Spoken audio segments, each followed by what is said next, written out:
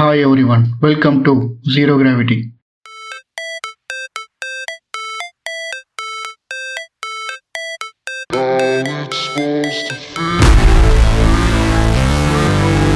Zero Gravity. Science and Technology Edutainment. நம்ம எல்லாருக்குமே ஒரு பிரச்சனை அப்படின்னா போலீஸ் ஸ்டேஷனில் போய் கம்ப்ளைண்ட் கொடுப்போம். இந்த சம்பவத்தில் போலீஸ்காரர் ஒருத்தருக்கே ஒரு பெரிய சம்பவம் ஒன்று நடந்திருக்கு.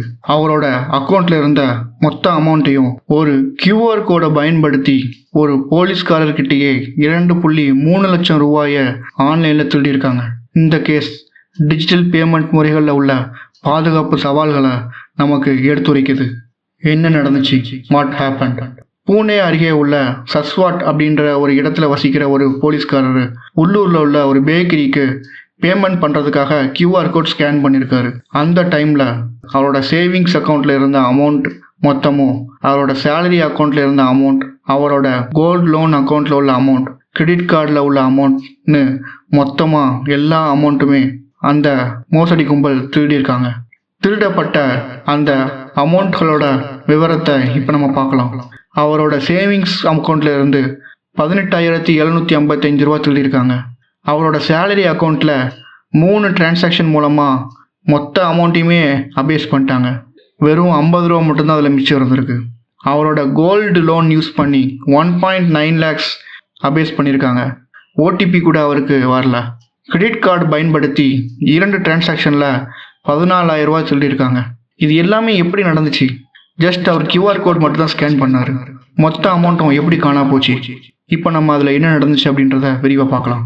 இந்த மோசடி குறித்து விசாரணை நடத்துகிறப்போ மொத்த தகவலும் வெளியாயிருக்கு.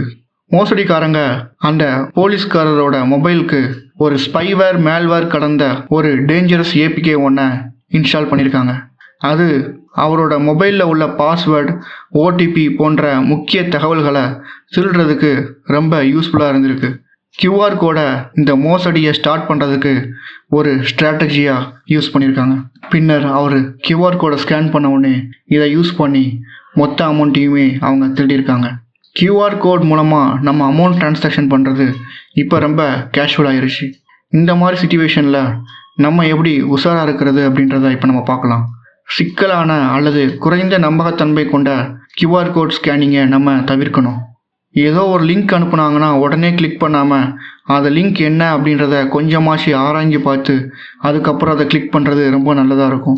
சந்தேகத்துக்கிடமான செயலிகளை, அதாவது மொபைல் ஆப்ஸை இன்ஸ்டால் பண்ணாமல் இருக்கிறது ரொம்பவே நல்லது. உங்களோட பேங்க் அக்கௌண்ட்டை பாதுகாக்கிறதுக்கு 2 ஃபேக்டர் ஆத்தென்டிகேஷனை எப்போவுமே எனேபிள் பண்ணி வைங்க. மக்களுக்கு காவல்துறை தொடர்ந்து விழிப்புணர்வு செய்திகளை அழைச்சிட்டு வந்தாலும் இந்த சம்பவம் எல்லாருக்குமே ஒரு முக்கிய எச்சரிக்கையாக இருக்குது. டிஜிட்டல் டிரான்சாக்ஷனோட பாதுகாப்பை உறுதி செய்கிறது இந்த காலத்தில் ரொம்ப தேவையான ஒரு விஷயமா இருக்குது. இந்த வீடியோவை உங்கள் ஃப்ரெண்ட்ஸ் அண்ட் ஃபேமிலிக்கு ஷேர் பண்ணுங்கள். ஏன்னா இது அவங்களுக்கு ரொம்ப யூஸ்ஃபுல்லான ஒரு விஷயமா இருக்கலாம். இந்த வீடியோ பிடிச்சிருந்தால் லைக் பண்ணிவிட்டு உங்களுடைய கருத்துக்களை கமெண்ட் பண்ணுங்கள். தேங்க்ஸ் ஃபார் வாட்சிங்.